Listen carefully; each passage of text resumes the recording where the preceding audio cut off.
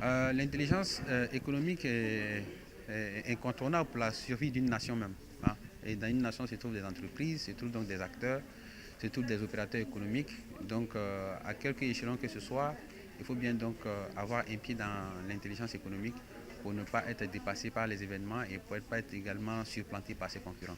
La jeunesse qui veut entreprendre s'intéresse au cadre de formation, aux échanges d'expériences. On ne peut entreprendre que lorsqu'on est bien formé.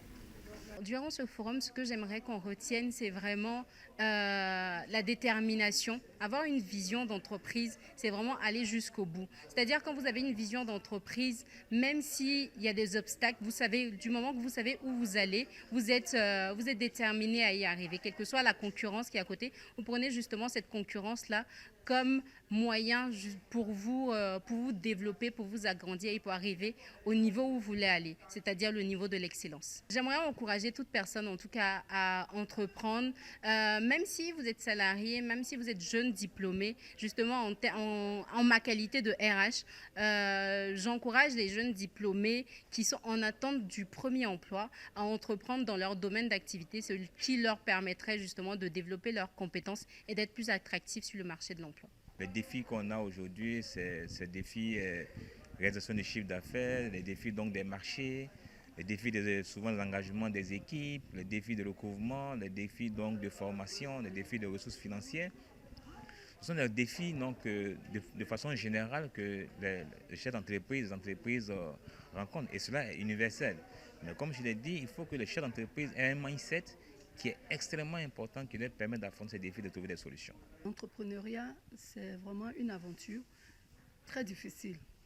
Mais au bout, comme on dit, au bout du tunnel, c'est vraiment la lumière. Et beaucoup de constance, régularité, discipline et bienveillance envers soi-même. Parce que vous êtes le premier produit de tout ce que vous voulez vendre.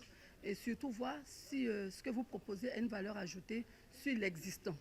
Parce qu'on ne va pas réinventer le fil à couper le beurre.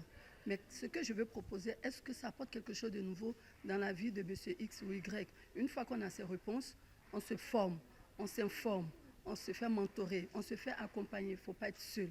Parce qu'on dit entreprendre, donc on se trouve entre deux. Nous avons créé cette académie afin de pouvoir aider le continent à avancer très rapidement vers son développement.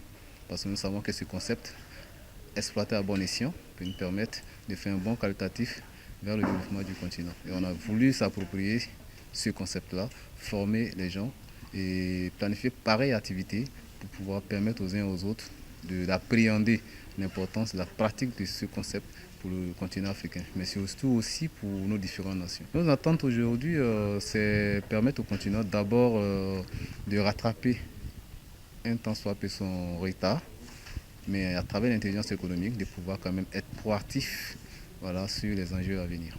Les perspectives sont nombreuses pour nous parce qu'après cette étape, nous avons l'ambition d'organiser le Davos africain pour le mois de juillet, c'est-à-dire la première édition de l'Africa New Deal Forum que nous préparons patiemment.